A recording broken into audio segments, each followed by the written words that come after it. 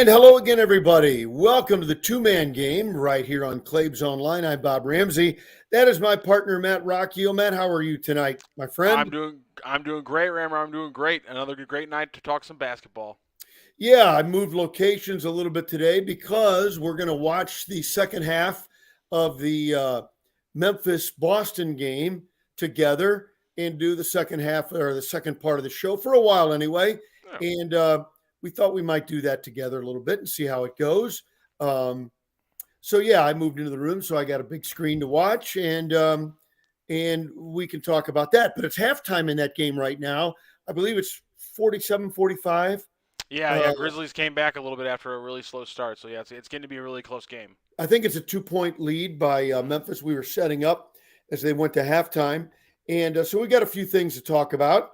Um, as everybody knows, who's watched the show before, that big part of the show is talking about St. Louis U basketball and college basketball generally, but St. Louis University centric. I just got back uh, from the road today with the Billikens. Last night they played at Rhode Island against a game Rams bunch from the Ryan Center there in Rhode Island, and the Bills win it, scored 80 points in a win. And I get the feeling so many people are wanting style points when I thought it was a terrific, in the overarching look, Rock, I thought it was a terrific win over Rhode Island. Yeah, I mean, just to we talked a lot in the last episode, not just about kind of the physical or the basketball issues, but the potential emotional or mental issues this team was going through right now with a tough schedule. And I don't know if we've seen a mentally tougher victory or game from the Billikens than that one because they started off slow. The offense wasn't really clicking. I mean, heck, there was the majority of the first 12 minutes of the game. If you would have told me that SLU was going to get to 80 by the end of the game, I No would have, chance. I would have said no chance. And so to see the offense start clicking that way, then to see them lose a lead after having to fight back a little bit after a slow start, then lose a lead, but then keep it just enough that they can, and then just as they're about to lose it, put their foot on the neck and just and run away with it. To see those kind of commanding moments when the game has slipped away from them so many times this season, I thought that was a huge part of that game. Just going away from the fact that Gibson looked great for huge chunks of the game when they were successful. Fred Thatch continues to be the absolute cog beyond Yuri Collins and this team. I was really impressed with how they played mentally in that game. So with I think it was with about 7 minutes left in the first half, the Billikens were down 10, Mm-hmm. 30-20, and then went on a 19-3 run to close out the first half. That squeak, by the way, is my co-host, our lab Brookie, and I think those are positive squeaks that my comments are good. Anyway, went on a run there, and you really thought sitting there, moving the ball well, attacking the rim, hitting open threes. You thought, okay, really going. And the lead extended in the second half, got to a 15-point lead, and then that stagnancy came, and then came a Rhode Island run. To their credit, and they actually came back and took the lead. And then that's what you're talking about, where we've seen those games multiple times slip away from the Billikens this year. Yeah. But on the road, to be tough and to come back and win the game in a hostile environment against a solid team at home, did a nice job. Did a nice job. Yeah, I was really impressed, and one of the biggest thing that came out talked about Gibson Jimerson, obviously him having 22 points. That was a huge game for him, especially because early in the game it looked like Rhode Island was doing a good job of keeping him away from some looks and running him off some looks he usually would like. But then Yeah. later on, especially in the second half, he looked like he was a lot more comfortable despite the shakier first half.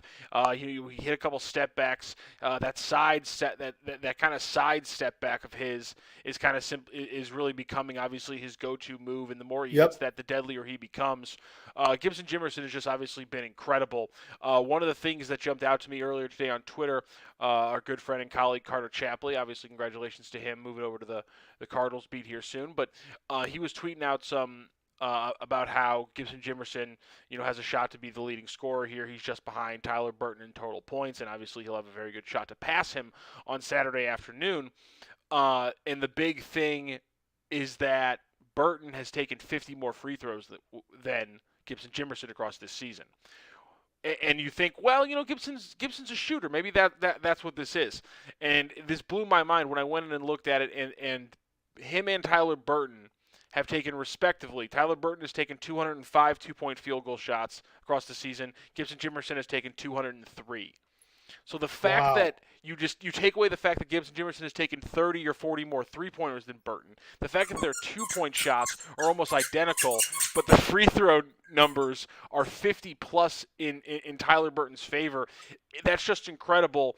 And, obviously credit to Gibson Jimerson for what he's done. The fact that he is most likely going to be the conference leading scorer is amazing, but it's insane to think that there's a lot of calls out there, or just the way that they're calling other leading scorers in this league clearly didn't transfer over to Gibson in the same way this year. And I keep threatening, and by next week I'll have a conversation with league people about that. It's an issue. And head of officials Ted Hillary, who was a great official in his own right for decades, was at Chaffetz Arena, but I was not able to cross paths with him as I got ready for the game that night last week. So, but that conversation will be had. It's the numbers don't lie. Yeah, they just don't lie. A couple other things I want to mention, and then we can get to the NBA thing. Is Fred Thatch again is becoming one of the most unique, if not toughest, certainly unique matchup problems. I love it so much. In the Atlantic 10, a 6'2" power forward, like going against 6'9", 6'8" guys. And so you put a littler guy on him and he posts him up and takes him to the hole. You put a big guy on him and he moves and shoots and steps back and hits threes. Did you know, Billiken fans, I think you know this, Rocc, in conference play, Fred Thatch is shooting 48% from three-point range. I actually did not know that. That's incredible. 48%. That's amazing. How did I not see that? That's incredible. That kind of jump is unbelievable. What an incredible job by Fred Thatch. And then we talk about, obviously, his defense. I'm obsessed with his footwork. When you talk about that post scoring and how he'll post up the smaller guards, I love his footwork so much. His ability to score inside for somebody who's short, giving up 8, 9, 7, 8, 9 inches every time. I don't understand how he's so good. But the pivots, the up and unders, the little feints he's got in his game, it's absolutely incredible. I love everything we're seeing from Fred Thatch. He's been such an important. I think when we talked earlier this season about Travis Ford wanting to see a leader, not just because he's in the starting lineup, but I think there's no doubt that Fred Thatch has become a leader for this team, both on and off the court. Yeah, I think you're right. A couple other plays that Fred just defies what you think you're going to see is, he blocked the 6'9" player's shot up on the window, hits a big three to give the Bills the lead for the last time before assisted by Yuri Collins. And then the Bills get a stop and come down and Yuri drives kind of a no-look dish behind for a Nesbitt jam to put the game away with less than about a minute left. And it was in a game it was a crazy game. Ball bouncing all over the place, physical slaps and hacks and, 5 guys in 3 seconds touching the ball. And it was a hard game to call. It was crazy. And for the Bills to persevere in a game of extreme runs, Rhode Island had a 10-0 run. Billikens had a 12-0 run, something like that, 19-3 run, as I'd mentioned previously, and just I think it was 15-0 run, something like that. Anyway, extreme runs, lead changes, losing the lead late, coming back and winning. Really good road win, 20th win of the season, which you're a metrics guy, and a lot of people are. And I know some of the metrics people disregard the raw numbers like Mm. win total. A 20 win, the number 20 on its own can be not meaningful, but traditionally in the history of the game, and I still believe to people in the game, 20 wins is an earmark of at worst a good season. Yeah, absolutely. And again, I don't think we can honestly overstate how impressive that is when you consider they didn't have Javante Perkins. And the fact that Gibson Jimerson was able to take the jump that he's taken this year, and Fred Thatch has taken the jump that he's been able to take over the last 5 months. Not even the whole season, really, if you think about it that way. And the consistency of Yuri Collins, the way that Francis Okoro stepped up and really grew as a player when Martin Linson was out. I mean, all these guys have taken these jumps. Jordan Nesbitt is getting better every day. TJ Hargrove isn't in the starting lineup anymore and still competes harder than anyone else out there and gives every bit of energy if you're watching him in practice. And so these are the reasons why they're still winning, and these are the reasons why it's so impressive. And while as much as I, of all people, alongside a lot of fans, are going to complain when I don't like the offensive sets and I feel like, it's too Neolithic or it's too slow or they're not shooting enough threes or, they have bad moments, late in games. It's extremely impressive what this coaching staff was able to do this season, extremely impressive what these players were able to do this year. And 20 wins or not, it's the growth we saw from this team. If a lot of these guys come back, and a lot of the core ones we're talking about should, saving Martin Linson. It's going to be, sky's the limit here as we look forward. Yeah, there'll be 4 players honored on senior afternoon on Saturday, including Javante Perkins. But Travis insisted tonight that it was not an indicator of whether Perkins is coming back or not. He says it's yet to be determined. The door is open. But in case he doesn't come back, they want to be sure he gets honored. And nothing's hurt if you honor him and he comes back anyway. Big deal, right? Excuse me. Mm-hmm. So you lose Linson. A backup big is important. Is Basil Traore going to be the guy? Do you add somebody else? I really like Basil, and I think his upside's very, very good.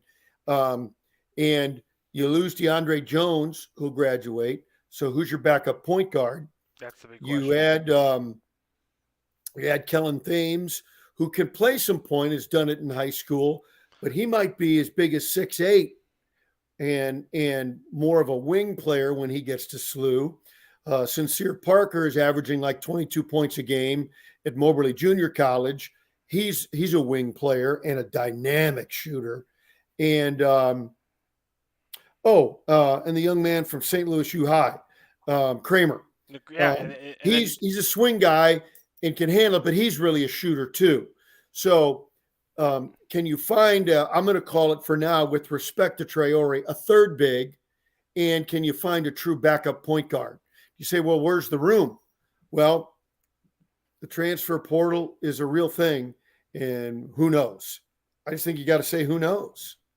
And then Sincere Parker obviously is down there at Moberly. He's killing it for them. That's another scorer who we're talking about 6'7", 6'6", 6'7", 6'8". That's another wing right there. So I have to think that the big man, especially in the transfer market, not market, but transfer portal, I think the big market's about right though, because it's free agency. Sorry, St. Louis City signed another player today, so I got that on the brain. The transfer. Yeah, portal, I heard. Yeah, very excited about that one. Yeah, there's three players now. It's pretty impressive that they're getting the signings out like this. And they signed. Wasn't he a guy signed one of those spots that's not against the cap? Isn't that? Yeah, correct? The designated player doesn't count against the cap. So that means they either paid the club a bunch of money or paid him a bunch of money. Probably a little bit of both. Yeah. Okay. But I like that. So the transfer portal, I think the big man makes sense because, well, like you said, DeAndre Jones is out. Rashad Williams has another year of eligibility, but it wouldn't surprise me if he goes and just headhunts mercenary style for another team. I wouldn't blame him. And I wish I had the guts to tell him this, but honestly, I'd be like, listen, buddy, do yourself a favor, find a contact at Florida Gulf Coast or Pepperdine There's no reason they're not going to want somebody who can come off the bench and shoot threes. And trust me, you're going to like going to school Yeah. there. Might even, That's at those two honest. schools, you might start. Yeah, right. And it's just they're the best schools to go to if you're just a 1-year kind of like mercenary status at the end with this extra eligibility. But I love Rashad Williams. If he wants to stay, I would love it. But Yeah, he's a great guy. Kellen, like you talked about, Kellen Thames and then Jordan Nesbitt, I wonder if they're enough for that kind of backup point guard role. And then you have so many other wings where, again, I really think that a transfer big is I think very clearly the number one way that SLU could go that could kind of like, I think, expand and deepen the roster in ways they're going to need. Because, I mean, their wing depth is going to be insane. So it really is, the question really is are there any of those wings or, who are nominal 2s or 3s who can be your backup point guard? And it wouldn't be crazy to me to think, Yuri plays 30 minutes. So we're talking about only needing 10 minutes or so of point guard play. Jordan Nesbitt and, a guy like Thames, I don't think that's insane to think that's how you play it out that way. It could be. Knowing Travis as a former point guard himself, my guess is he'll try and find a guy. But I think your point's well taken. In fact, we've seen Nesbitt play some point this year. The preference is Jones, and where Nesbitt becomes under pressure, sort of a safety valve ball handler, and he's good at it, by the way. Yeah, he and is. His game's really come along.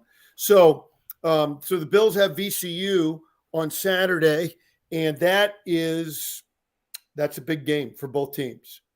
Real showdown. Yeah, obviously it's going to be tough for these teams, and it's going to be a interesting game because just two completely different teams. You're talking about the second best defense in the league going up against the best offense in the league, and maybe not the best offense or defense, vice versa for those two teams. And so it'll be interesting to see, much like the Rhode Island game. And I think one of the big things to take from the Rhode Island game, looking towards the VCU game, was how much pace dictated those runs. When SLU dictated the pace, they controlled the game and that's when they went on runs. When they were allowed Rhode Island to slow it down and slog it up a little bit, that's when they were able to take advantage. And I think in a similar way, if St. Louis can dictate pace, those are going to be the moments where they can take advantage of VCU. But again, VCU is going to have chunks where they slow it down, and I think we're going to see another game where it's obviously a lot of runs back and forth. The question is, can SLU kind of weather that storm a second time in a row? And Travis pointed out on his coach's show tonight on KMOX Radio in St. Louis that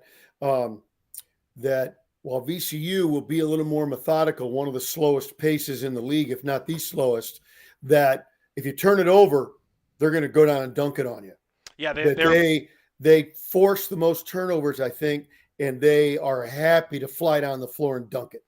Yeah, number 1 in steals, number 3 in blocks, number 1 in forced turnovers, and number 1 in assists. So the offense is methodical, but you don't have the number 1 assist in the league by just being a very good half-court offense. It's because you get out and run because of your defense, and you finish in transition. Yeah. And so you got to watch yourself in there. Obviously, turnovers have been a problem for St. Louis at different times. Another thing to watch for: Vince Williams, obviously the guard. If you're a St. Louis fan, you've seen a good chunk of him, and the question the thing with him is that he's completely jacked up his shooting in conference play. He's taking more threes, and he's gone from hitting them at about a 38% clip to about a 44% clip. So he's taking more while upgrading his efficiency by 6%. So Vince Williams is an absolute monster the way he's been playing right now. He's pretty much carrying the offense for the most part, and he's doing a very good job of it. And so, it's not just the defense here. If they get hot and you get a guy like Williams going, that could be dangerous. Yeah, there's no question about it. So we'll see final home game of the year, final regular season game before everybody goes to D.C. for the Atlantic 10 tournament. Big game. The Bills, it's a little bit longer odds, but could still get to fourth place. And VCU doesn't want to slip to third. So there's a lot of things to play for these two teams. It'll be a good one at Chaifetz Arena. Yep, it's going to be a good one. I mean, like I said, it's going to be interesting to see how pace kind of dictates this game. The interesting part to me is that St. Louis, it's one of those games where St. Louis actually has a size advantage across a lot of positions. including kind of having a lot more depth and I think, a better amount of size, when you look at their center trio or just duo right now as it has been over the last few games. And so I Yeah. wonder, this could be a game where rebounding again is a big thing, because if they get out rebounded with VCU playing a lot of hard defense but not playing a very big lineup, I think that could be a big, that could be a lasting kind of hole that pops up that could be really disappointing if you're St. Louis. Yeah, we're seeing all the places where the boat could leak. So you just hope that you play the right way, don't turn it over, defend like you can, and no matter what you do, it's going to be a battle. That's just a given. And here's the thing: 3 out of 4 games where the paint defense was doing better. Obviously, the fourth of those ones they got absolutely eviscerated in the paint At Davidson.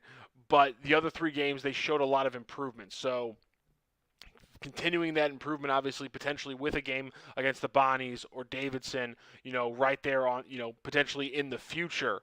And obviously the Bonnies matchup maybe looks a little bit better with a Shuniai potentially injured, but nonetheless, that's a tough matchup either way you cut it, because those teams were able to get inside and destroy you in the paint all day long. We just saw it with Davidson. And so, like you said, shore up some of those problems and see how you go looking forward, because these last games, it's all about how are you able to kind of close out those last things, because practice time and those things are only going to get more ridiculous. And so I'm really just interested to see, can they continue playing a tighter mental game? Can they hit the boards hard against this team? And can they control the pace? Because those are the things we've seen over the last couple of weeks. And if you're trying to look for things to make you wring your hands, if you're a Billiken fan, VCU gets an extra day of practice in preparation, but they do have to travel. So who knows? Let's switch. That's 3:00, by the way, on Saturday. Let's switch to the pro game. They're in the third quarter. We got to be real careful, because any publication, rebroadcast, or other use of the description of the accounts of this game without the expressed written consent of the NBA is prohibited. But Rocc and I are both watching Memphis at Boston, and John Morant having some turnovers, not having a great game, and it was a 2-point game at halftime. Now with 3 minutes left in the third, Boston has a double-digit lead. Yeah, it's been a disappointing game for the Grizzlies. They started off so damn slow. I mean, John Morant started off 0 for 6, and he ended the first half 3 of 14. He did have an incredible monster dunk of an alley-oop that was pretty sweet, but it's been disappointing to see him struggle against the Celtics. If there's any team he's going to struggle against, that was a beautiful play. If there's anything he's going to struggle against, it's going to be the Celtics, because they're just so damn good defensively. And getting Derek White from the Spurs in that trade only has made them better. And so I'm not that shocked. It's not, an alarmist kind of thing. But nonetheless, if we're talking about the Grizzlies being a challenger in the West, then you have to be able to beat a team like the Celtics consistently in the regular season. The Celtics are on the up and up, but Jaylen Brown's not playing this game, so you can't be down double digits or losing double digits to the Celtics in a game like this. And Morant, as he should be doing, is trying to take over the game, but he needs some help, and the ball's just not moving for Memphis. And one pass and attack instead of good ball movement, set up jump shots, and to exacerbate the problem, kind of standing around a little bit defensively. Yeah, they just look sluggish. Yeah, they're playing 2K offense right now, and when I say that, I mean it's a pick and roll that doesn't go anywhere, so they reset with another pick and roll, and then they reset with another pick and roll, and it doesn't go anywhere. And which is a weird decision. The Grizzlies this year have shown a lot of good offense. Taylor Jenkins, one of my favorite coaches in the NBA, and so it's kind of been disappointing against one of the best defenses. And maybe that's a thought process. It's a team in the East. You're in the second half of the season. Maybe you don't want to show your hand too much. But, I mean, I've just been so impressed with Ime Udoka and what he's been able to do with the Celtics this year. I thought they were just going to be a completely boring, unfortunate, kind of sad story. Well, early, and there was a part of the season where they kind of played that way. Yeah. Oh, yeah. So, that was the first month, 2 months of the season was them playing that way. And so for them to turn it around like this, obviously great when you want to talk about a guy like Jason Tatum here. We're in St. Louis. We can't help but being homers. That's been big. And again, Udoka's been so impressive. They just went to commercial. So for a second, I want to talk about another game that's going on tonight, which is the Heat and the Nets. The Heat are leading without Jimmy Butler. Well, he didn't play good. Was it last night or 2 nights ago? He didn't play well at all. Yeah, he hasn't played well the last 2 games. I don't. Don't look. And too I'm a much big into that. fan. I love Jimmy Butler. Jimmy Butler's a monster. I'm not looking too much into him playing poorly. But Kevin Durant has 20 points tonight. In 25 minutes for the Nets on 16 shots. He's obviously working back a little bit from that injury. He's playing okay. Overall, though, the Heat have just been dominating this game from what I saw earlier. Bam Adebayo is just – I mean, Andre Drummond is a solid player, but there's a reason why, despite getting like 20 games like crazy, that, no one really knows – no one talks about Andre Drummond, and he seems just to be kind of a journeyman at like 28, despite just putting up huge numbers, because he's just not actually good defensively against good bigs. And Bam Adebayo showing that tonight. He has 25 points on 13 shots. One of the Heat players who isn't having a big game, and this sucks because I've been literally waiting to talk about him for a couple days. I meant to talk about him last episode, and I didn't, because if you haven't been watching the Heat, and you've been wondering how they've been so good, one of the reasons is a guy by the name of Gabe Vincent, who has been an absolute crucial player for them. And I would say if there wasn't such a ridiculous race right now for most improved player with guys like John Morant and players like that just making huge jumps, I would say Gabe Vincent would be in that conversation. He's been fantastic for the Heat, and honestly been one of the more surprising players. I didn't really know about him. He went from last year being about a 5-point player for the Heat. He's doubled that. I know it's still only 10 points, but 10, 3, and 2 for a third-year guy who was a mid-second round pick for the Heat.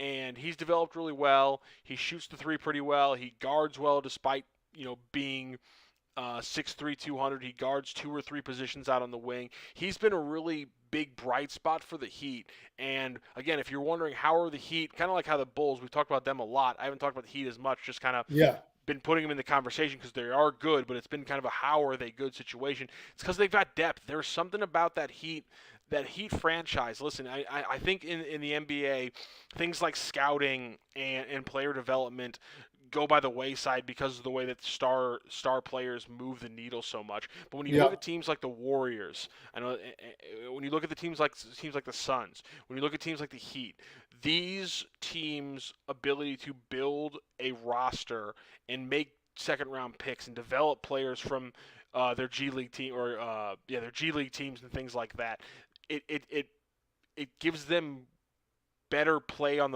it gives them a better chance on the margins. And that's the Heat. Yeah, they have star players. They have Jimmy Butler. They were able to get him. They have Bam Adebayo, he wasn't a top 10 pick. He was I think he was just outside the lottery or just inside the lottery.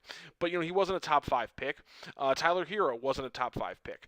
And so they have so many good players, and a guy like Gabe Vincent's just another one they've added. And so it's just another reason why the East is going to be incredible to watch here as the season rolls on.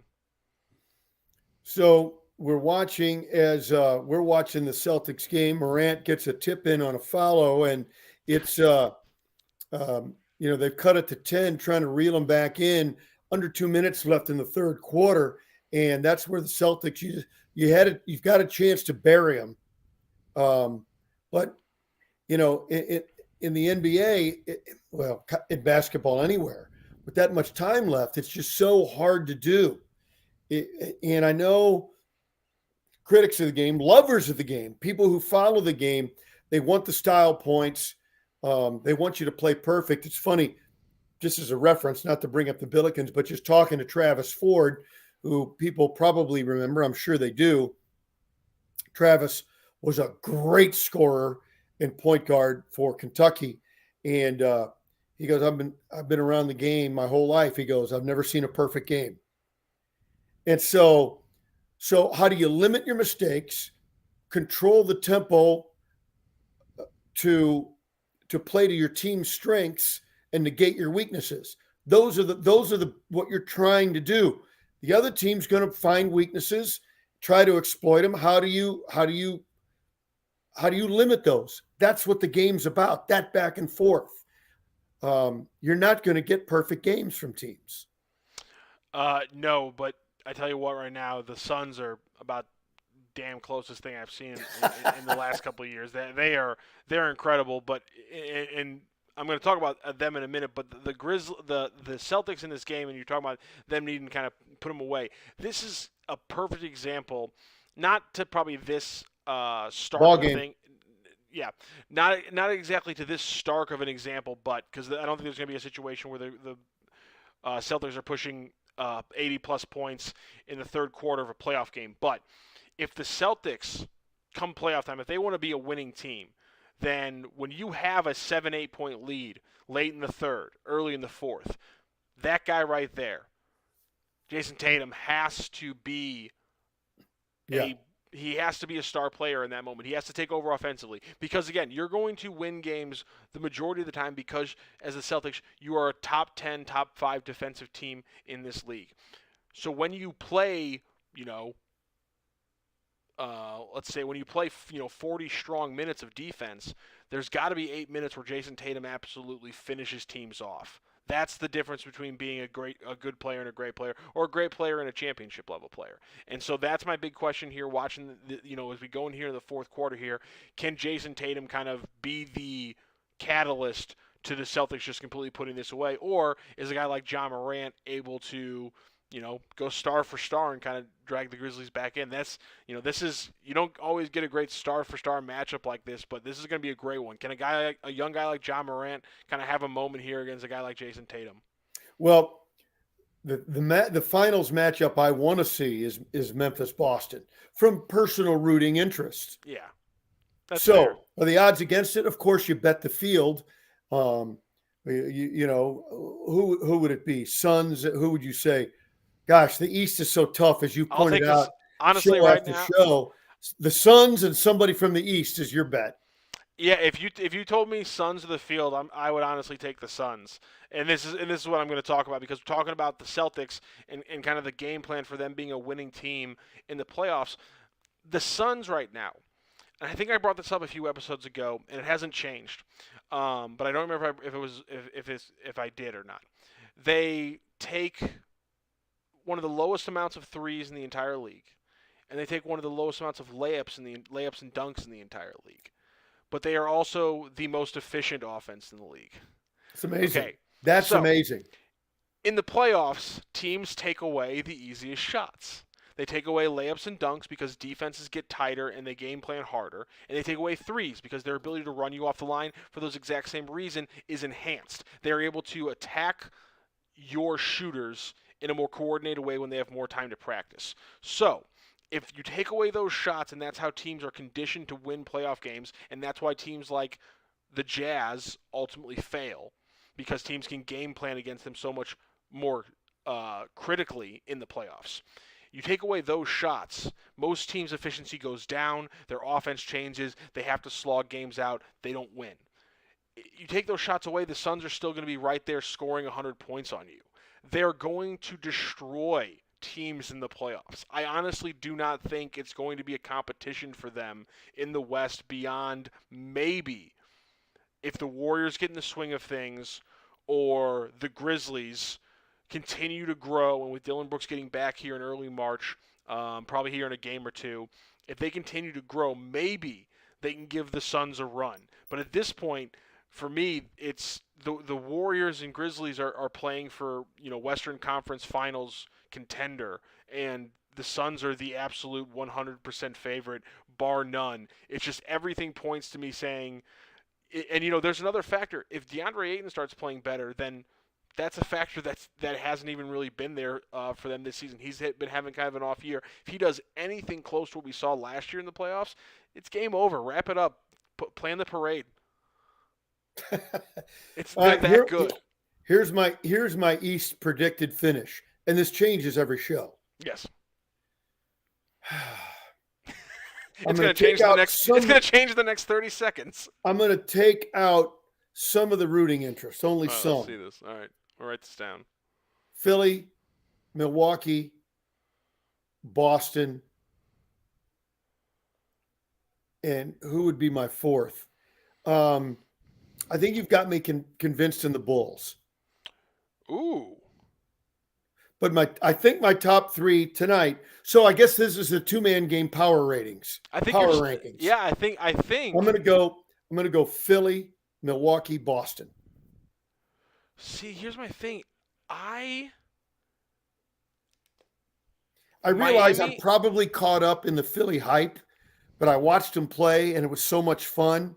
I'm gonna take that shot for today, and I'll let you know what I think next week.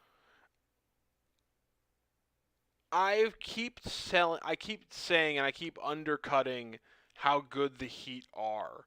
And so I honestly think I need to I got to start putting some respect on them. I'm going to put Miami in my top 3 in the East. Okay. I'm going to put Miami in my top 3. Are they number 1? No, because Jimmy Butler's struggling right now, and I just don't think they have the raw talent of some of these other teams. Especially when you talk about how the playoffs are all about more about one-on-one scoring in the same way. Because again, like I said, teams game plan and take away things. They take away players. They erase players off the court, both So give me your offensively and 3. defensively. So it's Miami, it's Philadelphia, and it's Milwaukee. Because So we're pretty close. yes, even though I think. Yeah, I'm putting Miami there instead of Boston. Even though I think Milwaukee's kind of sleepwalking through it right now, I agree. I just think that there's something obviously there when you have Giannis and you have that team. Obviously, they're the defending champions for a reason. Again, I don't like the moves they made at the trade deadline. I don't like what they've done with their bench, but that doesn't mean they're not going to be a top 3 team. So, and in the West, I'm going to go Phoenix, Golden State, Memphis. Yeah, it's you can't really go any other way. Now I should say I read a couple great articles and I just hit Google because this is unbelievable. Tyronn Lue, the job he's done in Los Angeles has been unbelievable. The fact that they're still playing well and winning games without both Kawhi Leonard and Paul George is shocking.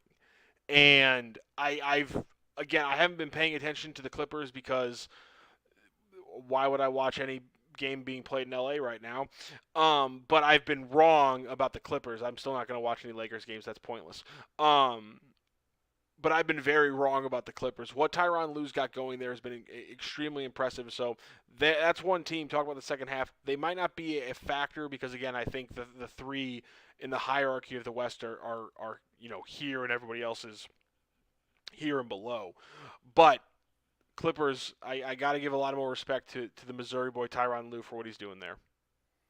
The team's going back and forth in the fourth quarter there, but and it's a 9-point difference. Bane is in and Morant is out. So we'll see how that goes. But I that's how I see it. What about this weekend? If you looked ahead to games, you're kind of excited about this weekend in the NBA? You know what? I haven't got a chance to look ahead to some of the games this weekend because I have an extremely busy weekend, Bob Ramsey. I actually, for one of the few times in my life, I'm actually having an extremely busy weekend, which is something I don't usually do. I'm usually a homebody who doesn't do much, but I got a bunch of stuff planned this weekend, and so I haven't really planned a lot of NBA watching. My biggest basketball watching is going to be a little game between St. Louis and VCU.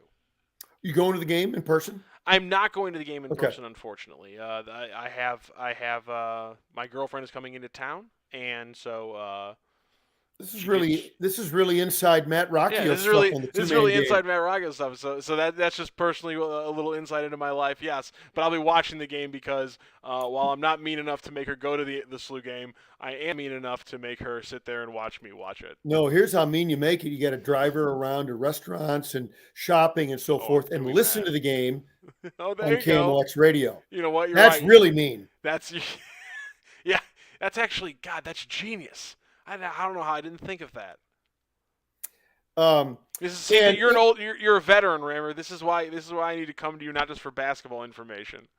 And they call it championship week, and really it's been spread out because of TV. It's really championship weeks on television in college basketball, and I'll be grinding on games. The more or less the mid-major tournaments going now, especially the MVC going on right now in St. Louis. It's always a tremendous tournament. And there's going to be, by Sunday in the championship game, there are going to be some bitter folks that knew that they had a chance at that MVC brass ring and let it slip away. And it's going to be tough. And they call it Arch Madness for a reason, baby. And it is madness. So I'll be watching the college games, and we'll reconvene on the two-man game early next week. Yeah, and here's the thing. I'll give you a quick rundown because I'm going over it, and I'm going to have a lot of games stacked up on my YouTube TV because this is an unbelievable run of games that I knew some of these were coming up. I was not prepared for exactly how stacked, especially coming out of the East, this schedule is. So tomorrow night, Cavaliers 76ers. Again, I think the Cavs are going to fall a little bit. I do too. Primarily because of the 76ers, but that's going to be a great game. And at 30 minutes later, the Bucks and the Bulls start then.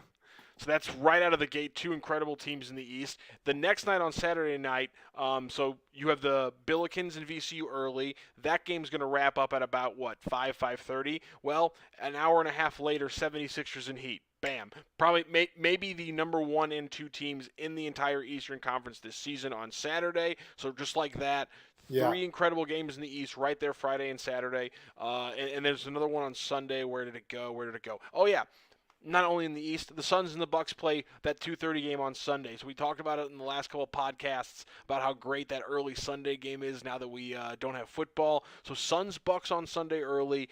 Then you also get Nets and Celtics. There's another Eastern Conference game we were talking about. So it's an absolutely stacked weekend slate. My YouTube TV is going to be way too full, and I'm going to be ungodly busy watching basketball next week. Well, and Sunday, too, on CBS is the Missouri Valley Championship game. That, too. So, Arch Madness going absolutely crazy, of course. And so Saturday and Sunday in particular, you should watch no commercials. You got 3 or 4 games going, pro and college, click, click, click, click, click, no commercials. That's going to be my excuse. Rammer told me we can't watch commercials. That's right. Rammer said I can't watch commercials. And we'll co-sign it here. Get a permission slip if somebody's saying I'm getting heckled. Just say, hey, listen, Rammer and Rocc said no commercials this weekend. That's right. Have fun with your personal life. Thank you. And we'll get back to basketball next week on the two-man game. Absolutely, can't wait. All right. Thanks, I dropped one little thing in 43 minutes of basketball, and Rammer's like, "Whoa, there, buddy." We're supposed to be hoop drones. There's no real life here.